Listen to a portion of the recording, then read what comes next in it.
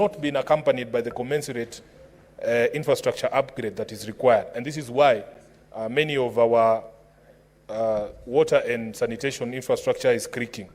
So, Honorable Speaker, I continue to in-depth knowledge and understanding of the issues that are facing these water companies, and they are making recommendations that will, help in trying to resolve some of the issues that have bedeviled these particular water companies. I'm also very proud, Honorable Chair, that this committee has done almost 80 of those water company reports so far, and that we are at 100% in terms of addressing the question of ownership, which was not the situation that was obtaining prior to Senator Ososi being the chair of this committee. So therefore, Honorable Chair, let me take this opportunity to thank the chair, the Senator for Vihiga, who's also my deputy party leader. These are some of the things that Kenyans have come to expect from the very high quality leadership from the Orange Democratic Movement. And we are setting the pace for other committees, Honorable Chair. Honorable Chair, allow me to address two things that have been raised by the committee, and they have had the Chair make various references to the situation with water in Nairobi County. The first one, Honorable Chair, is the question of non-revenue water. And I know that from the discussions before that committee, Nairobi County, or the Nairobi Water and Sewerage Company, is one of those companies with the highest non-revenue water. And various reasons have been cited. Honorable Speaker, in very simple terms, non-revenue water is revenue that somehow leaves the company but is not billed, and the county does not receive money, or the company does not receive money, for that water. And one of the issues that have been cited is dilapidated infrastructure. Truth of the matter is, here in Nairobi, the water and sewerage infrastructure that we are operating on has been stretched beyond its capacity. And as the chair said, we are still relying on the original water and sanitation infrastructure when the city was actually built by the Mzungu. Honorable Chair, one of the things that I have never understood is, if you look at our laws, there is a law that is called the Urban Areas and Cities Act. This law, under sections 5 and 6, provides for a framework of cooperation between the national government and the county government, and especially the city county of Nairobi, recognizing the unique position of Nairobi City County amongst the 47 counties. This uniqueness arises from many things, including the fact that Nairobi City County is the capital of the Republic.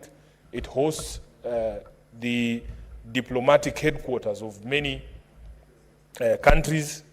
It also is a seat of government. Many national government institutions are actually situated here in Nairobi. Honorable Speaker, under that act, the expectation was that in the realization of the uniqueness of Nairobi, the national government would support development of heavy infrastructure or critical infrastructure like the water and sanitation infrastructure. But this has never happened. If you speak to the management of the water company and the county government of Nairobi in general, Honorable Speaker, the amount of capital outlay that is required to bring the sanitation and water infrastructure up to speed, Honorable Speaker, it is something that would require over 5 years allocation under the equitable revenue share for us to be able to do that infrastructure.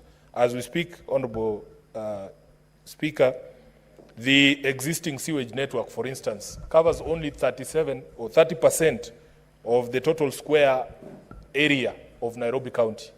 And Honorable Speaker, as you know, these has also, the past few years, have seen a lot of rapid development in terms of housing.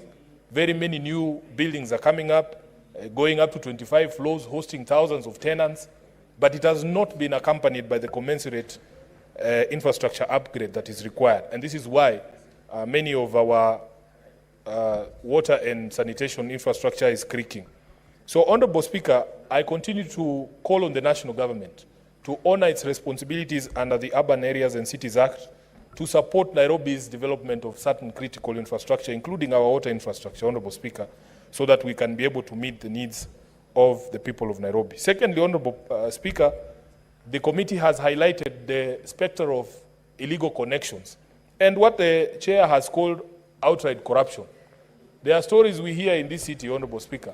Very serious allegations are made against the management of Nairobi Water City Company, the people who work there, that, Honorable Speaker, even though they told us that there is this program of equitable distribution of water across the city, that there are unscrupulous people within the company who are even themselves merchants of water, people who own water bowsers, who are aware of the distribution schedule, who will make sure that, Honorable Speaker, the running joke is that some of them have mjengos going on, and they tell their contractors, just wacha nifunge Nairobi West, and then I'll come and see you at the hardware, Honorable Speaker. Knowing that you are shutting water supply to Nairobi West, then your bowsers are available for the people of Nairobi West to buy water from you. So these stories, Honorable Speaker, unfortunately for us, we rely on other institutions, and we have complained even at the Committee of Public Accounts that unfortunately for us as a House, our role ends somewhere. That once we bring up these matters before these committees, we depend on other institutions of government, including the EACC, to be able to follow up and to be able to bring some of these matters before the courts so that we can stop these malpractices.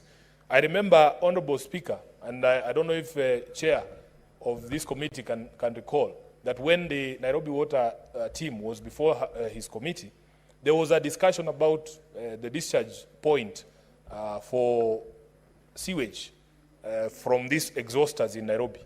And the management there could not tell you on average or in a day what are the identities of the trucks that have delivered or have discharged this morning. They cannot tell you the number of times a vehicle specific registration number has appeared there. And it becomes very difficult for you to manage revenue if you're operating like that. So, Honorable Chair, if we do not focus on this question of illegal connections and corruption within our water companies, we are doing nothing. And by the way, I used to think that cartels, for instance, in water, are shadowy figures who you cannot point out. Honorable Speaker, the people doing illegal connections are known within our communities. It is the inefficiency of the water companies that supports the existence of these cartels. Because the people there, especially in the informal settlements, have come to realize that the suppliers down there who have made illegal connections somehow provide a more reliable service than the water company itself. So if these issues are not addressed, Honorable Speaker, then we will not be doing anything.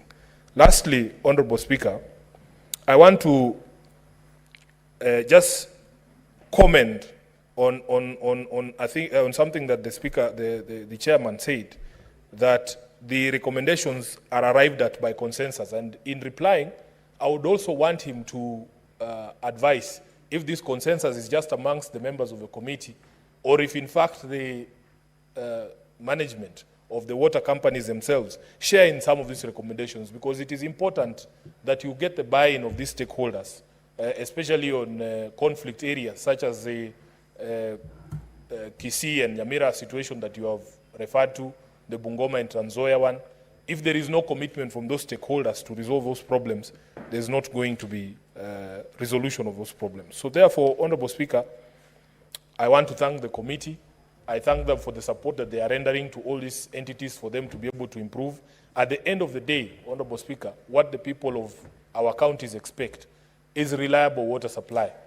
If you look at the statistics, the people who in this city have access to water 24 hours are less than 40%. The rest of us, Honorable Speaker, we have to play pata potea with our water supply. And this is a situation that is not acceptable. And we have to call out the management of these companies. We have to call out the management of our counties to ensure that this is done. Nairobians have waited for so long, Honorable Speaker, because, you know, there's a project that we were following very closely on the Northern Collector Tunnel that was supposed to add an additional 170,000 cubic meters of water to our daily supply, which would have helped because we are running a deficit of over 200,000 cubic meters of water every day. We need to be updated on the situation with the Northern Collector Tunnel and all the other water projects that the people of Nairobi have been waiting on, so that we are able to assuage the situation and as well in the other counties. With those many remarks, Honorable Speaker, I thank you and I support the position that has been taken by the committee. Thank you, Senator Sifuna. I was really hoping that when you were talking about the honeysuckers, and you would informed the House that they discharge their sewer in rivers, and we have that problem. Senator Cherargei.